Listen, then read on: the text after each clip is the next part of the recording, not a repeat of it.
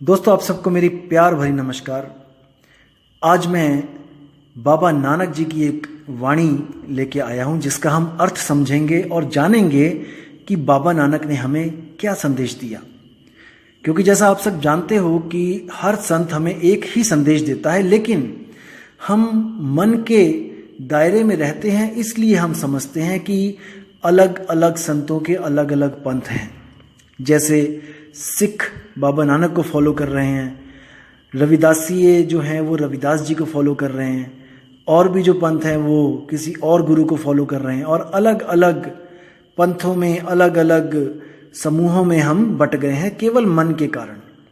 हमारा मन एक नहीं हो पा रहा है, क्योंकि हम सब बड़ा करने में लगे हैं कि मेरा गुरु बड़ा, कि तेरा गुरु बड़ा, कि उसका गुरु बड़ा। जबकि गुरु जो स्वरूप होता है वो आत्म स्वरूप होता है, वो देह स्वरूप नहीं होता है।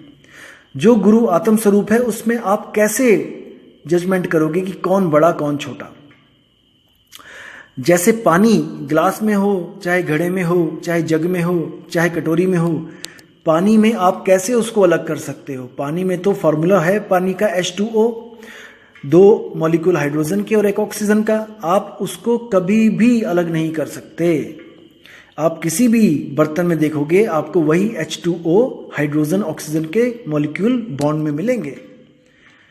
तो आपने मन के आधार पर सबको अलग अलग कर लिया है कि ये थोड़ा बड़ा है, ये थोड़ा छोटा है। हाँ, लेकिन मैं ये बात जरूर करूंगा कि गुरु और शिष्य का ये तो भेद हमेशा ही रहेगा, क्योंकि गुरु कभी शिष्य नहीं बन सकता, शिष्य कभी गुरु नहीं बन सकता। लेकिन एक समय ऐसा आता है जब शिष्य भी गुरु बन जाता है।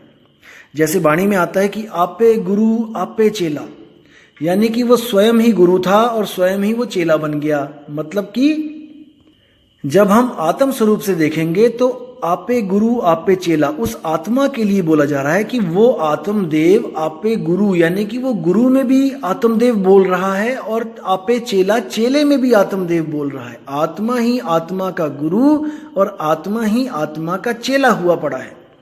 तो इस वाणी को इसलिए बोला जाता है कि आपे गुरु आपे चेला। तो दोस्तों, आज हम गुरु ग्रंथ साहब के जो पृष्ठ नंबर 1153 पे जो वाणी है बाबा नानक जी की, उस पर हम आज विचार करेंगे कि बाबा नानक ने हमें क्या संदेश दिया, कहाँ पे परमात्मा ढूंढने का संदेश दिया। आपको बता दूं मैं कि आजकल कई स्वयंभू आत्मज्ञानी ये सिद्ध करने की कोशिश करते हैं कि कबीर जी, नानक जी और ये जितने भी संत हुए हैं इनको परम ज्ञान नहीं था। ये भी कहीं भटक रहे हैं, किसी सतलोक, कोई सचखंड, पता नहीं कौन कौन से लोक और कौन कौन से नाम इन्होंने बना लिए हैं आजकल। तो ये समझते हैं कि जो आत्मज्ञान इनके पास है वो किसी और के पास, किसी संत के पास है ही नहीं। तो देखिए बाबा नानक की जो वाणी है इसकी पहली लाइन क्या बोलती है, आत्म मही राम, राम मही आत्म, चीनस गुरु बिचारा। अब देखिए क्या बोल रही है वाणी कि आत्म मही राम, कि मेरी आत्मा में ही राम यानी परमात्मा बसा हुआ है, कि अगर कुछ पूजने योग्य है इस दुनिया में तो वो आत्मा ही है, क्योंकि आत्मा में ही मेरा राम बसा हुआ है। आत्म ही राम, राम ही आत्म, और मेरे राम में मेरी आत्मा बसी हुई है। बहुत गुप्त भेद है दोस्तों ये। जैसे आपने सुना होगा, बूंद समाना समुद्र में जानत है सब कोई, और समुद्र समाना बूंद में बूझे बिरला कोई। सेम वाणी यहां पर बाबा नानक के द्वारा बोली जा रही है। राम यानी समुद्र, आत्म यानी कि बूंद। आत्म मही राम, राम मही आत्म, चीनस गुरु बिचारा, कि मैंने अपनी आत्मा में ही राम को पा लिया है। और कैसे पाया, चीनस गुरु बिचारा, अपने गुरु के जो विचार हैं, अपने गुरु का जो ज्ञान है, अपने गुरु का जो विवेक है, उसके द्वारा मैंने अपनी आत्मा में जो राम बसता है उसको छीन लिया। कितना स्पष्ट है, कहां पर है यहां पे कि वो किसी लोक की बात कर रहे हैं। उन्होंने स्पष्ट बोला है कि आत्म मही राम, राम मही आत्म, बात ही खत्म कर दी है। तो सोच समझ के बोला करो। जो भी कोई इन संतों के खिलाफ बोलता है, प्लीज सोच समझ के, वाणियों पर विचार करके, विवेक लगा के तब अपने इस मुख से कुछ निकाला करो। अब आगे देखिए कितनी सुंदर पंक्ति लिखी है। अमृत बाणी शब्द पछाणी, दुख काटे हव मारा। देखिए कितना सुंदर शब्द है कि अमृत बाणी। अमृत बाणी का मतलब वो है जिसको सुनकर मैं अमर हो गया। अब ऐसी कौन सी बाणी है जिसको सुनकर आप अमर हो जाओगे? क्या वो बाणी है जो गुरुद्वारों में चल रही है, या फिर कोई मंदिरों में चल रही है, या किसी नमाज में चल रही है? नहीं, क्योंकि ये जितने भी मंदिर मस्जिद गुरुद्वारों में चल रही है, ये 52 अक्षरों वाली बाणी है, ये बोलने वाली बाणी है, लिखने वाली बाणी है, पढ़ने वाली बाणी है। इसको पढ़ के आप अमर नहीं हो सकते। जिस बाणी की बाबा नानक बात कर रहे हैं वो अमृत वाणी है, वो स्वयंभू है, वो स्वयं से प्रकट होती है, वो स्वयं से ही अस्तित्व में है। उसको कोई लिख या उसको कोई मिटा नहीं सकता। समझो इस बात को।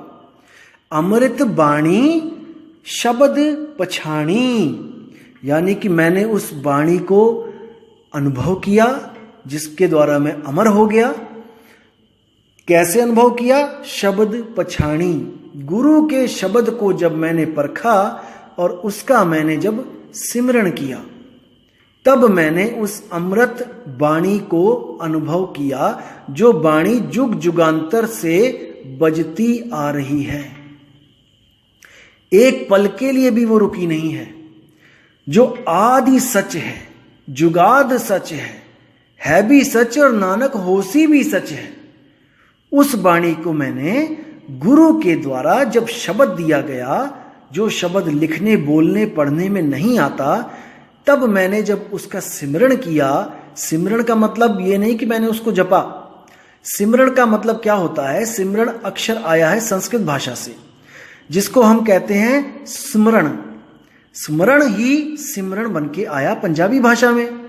स्मरण का मतलब होता है किसी को याद करना, ना कि किसी का नाम जपना। जैसे हम कहते हैं कि अपने अपने गुरु को स्मरण करो। जब हम कहते हैं गुरु को स्मरण करो, तो हम गुरु की मूर्त को ध्याते हैं। ध्याना यानी कि ध्यान करना, सिमरण करना, स्मरण करना, याद करना। लेकिन कई संतों ने सिमरण को क्या बना दिया? मंत्र बना दिया कि किसी मंत्र का सिमरण करना है। सिमरण यानी जपना है उसको। बिल्कुल नहीं। श्वासों की माला पे सिमरू में पी का नाम, यानी कि मैं हर श्वास में उसको याद करूं।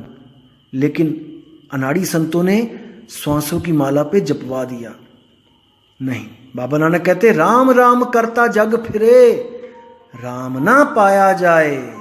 यानी जितना भी राम राम कर लो, कितना भी राम राम कर लो, वो राम ऐसे नहीं मिलेगा, बिल्कुल नहीं मिलेगा, जब तक आपको कोई आत्मज्ञानी गुरु नहीं मिला। राम राम करके आप भटकोगे ही। आज देख लो दुनिया भटक रही है, कौन कौन से तीर्थ स्थानों पे जाती है जयकारे लगाते हुए, लेकिन उनको ये नहीं पता कि जिसको तुम ढूंढना चाहते हो, जिसको तुम पाना चाहते हो, वो तुम्हारे पास ही है। वो कहीं पहाड़ों पे नहीं है पड़ा हुआ जो तुम वहां पे ढूंढने जाते हो। तो साहिब क्या बोल रहे हैं? जल में मीन प्यासी, मुँह देखत आवे हासी, आत्म ज्ञान बिना नर भटके, कभी मथुरा कभी काशी। साहिब कह रहे हैं हंसी आती है जब समुद्र में मछली पानी को ही ढूंढने के लिए इधर से उधर भटकती है। 24 घंटे पानी में रहती है, लेकिन फिर भी एक घूंट पानी नहीं पी सकती, क्योंकि जितनी बार भी वो पानी पीने के लिए अपना मुंह खोलती है, तो उसके गलफड़े जो गिल्स होते हैं उसमें से पानी बाहर निकल आता है। जितनी बार भी वो मुंह खोलती है, पानी पेट में जाने की बजाय गलफड़ों में से बाहर आ जाता है। तो पूरा दिन यही प्रोसेस चलता रहता है, और उसको जब प्यास लगती है तो वो पानी की एक घूंट भी नहीं पी पाती है। फिर क्या होता है? फिर वो तरसती है, तड़पती है और पानी के लिए भटकने लग जाती है। अब भटक भी पानी में ही रही है और ढूंढ भी पानी ही रही है और रहती भी पानी में ही है। कितनी दुविधा है। तो भटकते भटकते भटकते जब उसकी ऐसी हालत हो जाती है कि वो बेहोश होने वाली हो जाती है, जैसे आपने देखा होगा कि तालाब में जो मछलियां मरी होती हैं वो पानी के ऊपर एक ही जगह एक ही लेवल पे ऐसे पड़ी होती हैं उल्टी बिल्कुल। तो बेहोश हो चाहे मरे, मछली हमेशा उल्टी हो जाती है। तो जब बेहोशी वाली हालत उसकी होने वाली होती है, बेहोश जस्ट होने ही वाली होती है, तो वो मछली उल्टी हो जाती है। और जैसी वो मछली उल्टी होती है तब उसके मुंह में जो पानी आता है वो सीधे उसके पेट में जाता है। उसके पेट में जैसे ही जाता है वो फिर चेतन हो जाती है, फिर उसको होश आता है और वो फिर ढूंढने लग जाती है कि ये पानी आखिर कहाँ से मुझे प्राप्ति हुई पानी की। कहने का मतलब एक जुगती के द्वारा उसको पानी प्राप्त होता है। वो जुगती क्या है? उलटने के कारण। इसी तरह कबीर साहब ने मछली को सूरत कह के बताया यहां पर कि जो सूरत है वो उलट नहीं रही है। किसी गुरु के द्वारा, भेदी गुरु के द्वारा सूरत को उलटने का भेद प्राप्त हो जाए तो ये सूरत वापस उसी शब्द में उलट जाएगी जहां से ये जुदा हुई थी। इसलिए साहिब बाणी में बोलते हैं, उलट समानी आप में प्रगटी ज्योति अनंत, और साहिब सेवक एक संग खेलें सदा वसंत। मतलब कि अगर आपने ऐसा गुरु धारण कर लिया जो आपकी सूरत को उलट दे तो समझ लो कि आप इस दुनिया से हमेशा के लिए मुक्त हो गए। जैसे आप अपने घर को छोड़कर किसी मेले की तरफ जाते हो तो आपका मुंह मेले की तरफ होता है और पीठ घर की तरफ होती है। अब आपको मेला इतना अच्छा लगा, इतना सुंदर लगा कि आप अपने घर की तरफ मुंह नहीं कर रहे हो। अब आपको एक ऐसा गुरु चाहिए जो आपके मुंह को आपके घर की तरफ मोड़ दे और आपको कहे कि भाई तू सीधा चला जा। और जब आप सीधे वहां से जाओगे अपने घर की तरफ मुंह करके तो आपको वहां पर आगे घर मिलेगा और आप हमेशा के लिए उस मेले से आपको छुटकारा मिल जाएगा। मेला क्या है? ये दुनिया। और घर क्या है? वो शब्द। और हम कौन है? वो सूरत। सूरत शब्द से निकली और इस संसार में फंस गई। अब इस संसार से निकले और उस शब्द में वापस जाए तभी बात बनेगी। तो साहिब कहते हैं, सूरत फंसी संसार में तासे परिग्यो दूर, और सूरत बांध स्थिर करो आठों पहर हुजूर। उस शब्द में हमने स्थिर करना है, वो शब्द हमें वापस अपने पास खींच लेगा। याद रखना दोस्तों, ये जब शब्द है सार शब्द, ये खींचता है, इसके पास खींचने की शक्ति है।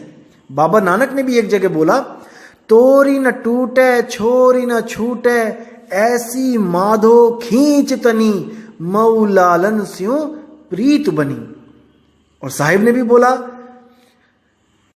लोह चुंबक की प्रीत ज्यों लोह को लेती उठाए, ऐसा शब्द कबीर का और काल से लेत छुड़ाए।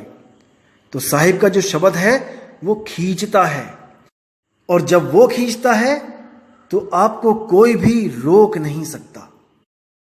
आगे नानक साहब कहते हैं, नानक हऊ में रोग बुरे, जह देखा तह एका वेदन, आपे खसमे शब्द तुरे।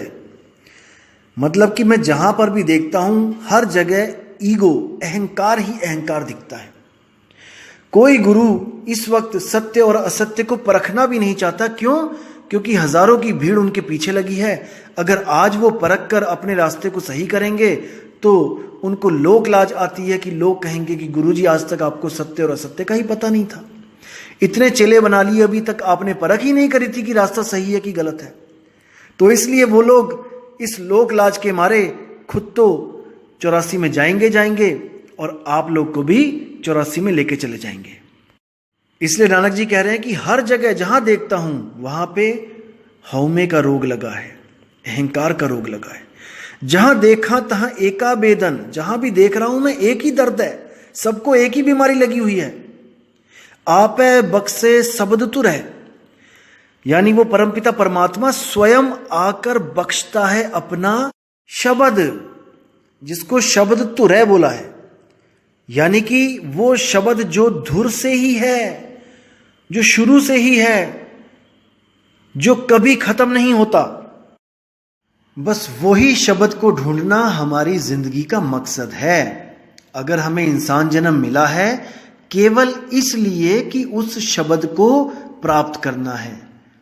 वरना ये मकान, दुकान, ये घर, ये बार, ये संपत्ति, सारी उम्र इकट्ठी कर लेना, एक क्षण में आपको इससे अलग कर दिया जाएगा, जैसे दूध में से मक्खी निकाली जाती है। इतना कुछ आपके पास आपने जोड़ा है, एक पल में वो सब पराया हो जाएगा। क्योंकि आपको जिस काम के लिए जन्म मिला था, आपने उसके अलावा सब काम कर डाले हैं, केवल वही शब्द ढूंढना बाकी रह गया है। तो दोस्तों, इससे पहले कि ये प्राण पखेरु हमारे शरीर का साथ छोड़ें, उससे पहले अपनी सूरत को सही ठिकाना ढूंढने में पूरी जान लगा दो, पूरी कोशिश करो, पूरा विवेक लगा दो कि ऐसी जगह मिल जाए जहां पे हमारी सुरती टिक जाए, जहां से वापस बिलगाए बिलगे नहीं, ऐसी स्थिति हो जाए। तब समझ जाना दोस्तों कि आपको मुक्त होने से कोई रोक नहीं सकता। आपको जीते जी मुक्ति मिल जाएगी। मर के मुक्ति की बातें ये सब झूठी हैं। आपको जीते जी अनुभव होगा कि आपकी सुरती सच में मुक्त हो चुकी है। अब केवल आपको शरीर त्यागने का इंतजार है। मुक्ति आपके पास है, अब केवल इंतजार है शरीर त्यागने का। तो साहिब कहते हैं, जिस मरने से जग डरे मेरे मन आनंद, मरकर ही तो पाइए पूर्ण परमानंद। यानी कि आप जीते जी उस मुक्ति को पा जाओगे, लेकिन आप फिर भी इस शरीर में कार्य करने के लिए उस सुरती को वापस भेजोगे, क्योंकि दुनियादारी के काम करने हैं तो बिना सुरती के तो होंगे नहीं। लेकिन जैसे ही ये शरीर छूटेगा, आप पूर्ण मोक्ष को प्राप्त हो जाओगे। अब सुरती को कहीं आना और जाना नहीं पड़ेगा। तो उम्मीद करता हूं दोस्तों, इस वाणी से आपको बहुत लाभ मिला होगा, आपको एक दिशा मिली होगी, एक मार्गदर्शन हुआ होगा आपका कि आखिर हमने करना क्या है, हमने कहां पर परमात्मा को ढूंढना है। तो फिर बोल रहा हूं मैं, आत्म माही राम, राम मही आत्म। इसके अलावा आपको कहीं भी ढूंढने की कोई जरूरत नहीं। संतों पे भरोसा रखो कि संत आपकी भलाई के लिए ही वाणियां लिख के गए हैं। तो दोस्तों, विराम लगाऊंगा और उम्मीद करूंगा कि आपको ये ऑडियो पसंद भी आया होगा और आप अपने चाहने वालों को ये ऑडियो शेयर भी कर सकते हैं, ताकि किसी का कल्याण हो सके, कोई खोजी आत्मा को सही रास्ता मिल सके। तो अब आप लोग से विदा चाहूंगा दोस्तों। आपका दिन बहुत बहुत मंगलमय हो और आप अपने सारे कार्यों को सफल करें। जय गुरु वैराग साहिब, जय गुरु मदन साहिब, जय जय सतगुरु सत्य कबीर साहिब की जय हो। साहिब बंदगी।